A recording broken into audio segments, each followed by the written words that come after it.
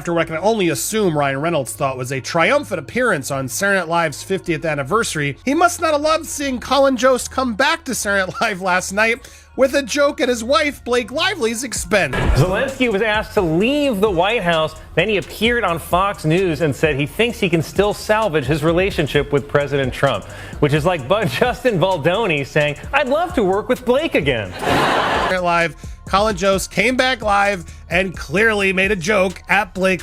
Now you're poking fun at it. So now it's just a big joke? This whole thing's a joke? This is absolute cringeworthy, and they should. Imagine working with someone on a massive Hollywood film, sharing laughter on set, rehearsing lines, and promoting the project together only for it all to come crashing down in one of the ugliest, most explosive lawsuits in recent memory. That's exactly what happened between Blake Lively and Justin Baldoni. And trust me, this is no ordinary Hollywood feud. The co-stars of It Ends With Us started as on-screen lovers. But behind the scenes, things took a dramatic and shocking turn, turning them into bitter real-life legal enemies. Allegations, countersuits, and jaw-dropping accusations have turned this into a full-blown scandal that has left Hollywood reeling. But what really happened when the cameras weren't rolling? What triggered this legal battle that no one saw coming? And why has Ryan Reynolds suddenly been pulled into the chaos, making this story even more unbelievable? Stick around, because this Hollywood saga is about to take some wild twists and turns you won't believe. Where this is headed in December 2024, Blake Lively shocked the entire entertainment industry when she filed a bombshell lawsuit against Justin Baldoni, accusing him of sexual harassment and an orchestrated smear campaign designed to destroy her reputation. According to Lively's legal team, Baldoni's behavior had been an open secret on set. But when she finally spoke out, he retaliated in the most vicious way possible by attempting to dismantle her career piece by piece. She alleged that Baldoni used his industry connections to blacklist her from major projects and spread false rumors about her personal life, all in an attempt to silence her and ruin her credibility. But Baldoni wasn't going to let these accusations go unanswered. In a move that sent shockwaves through Hollywood, he responded with a staggering $400 million defamation lawsuit, not just targeting Lively, but also pulling her husband Ryan Reynolds and her longtime publicist Leslie Sloan into the legal firestorm. Baldoni insisted that Lively's claims were nothing more than a calculated smear campaign against him and that he had the receipts to prove it. The lawsuit immediately divided the entertainment industry, with insiders taking sides and social media erupting in heated debates. Some rallied behind Lively, praising her for standing up against powerful figures in Hollywood.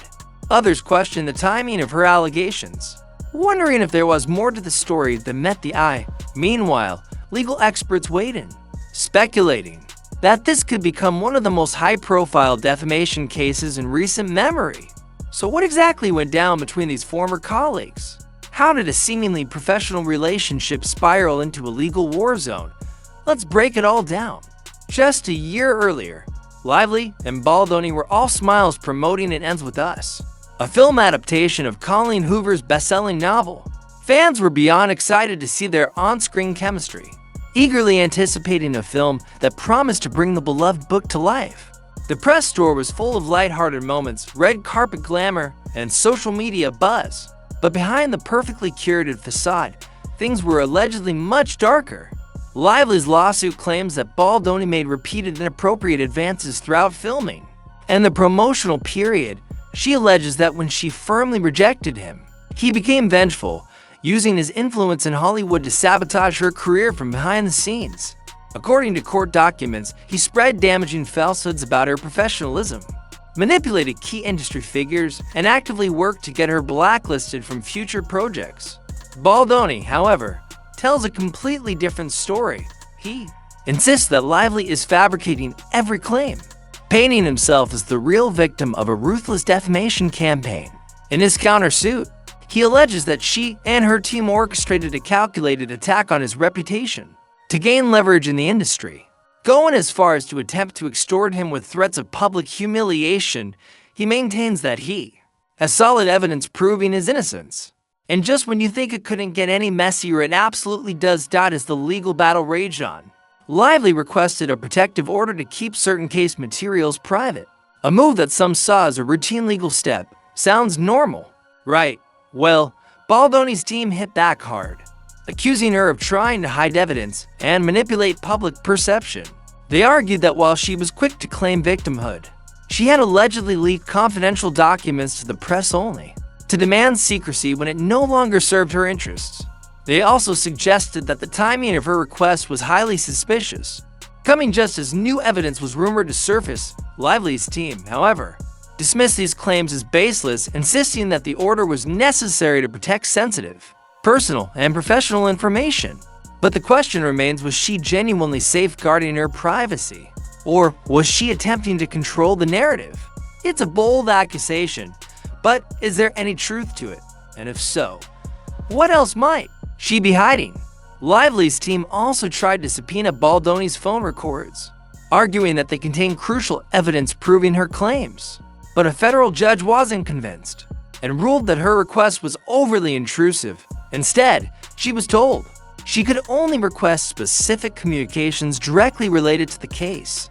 This was a major blow to her legal strategy and raised new questions about what kind of proof, if any, she actually has. And then, the New York Times got dragged into the chaos. Baldoni sued the newspaper, accusing them of working with Lively to defame him, but it looks like this lawsuit might not hold up in court. A judge recently suggested that the Times had strong legal protection, hinting that Baldoni's case against them might get thrown out entirely. If that happens, it could weaken his overall credibility. Now, let's talk about Ryan Reynolds, because this part is wild. During the Saturday Night Live 50th anniversary special, Reynolds made an unscripted joke that seemed to reference the lawsuit.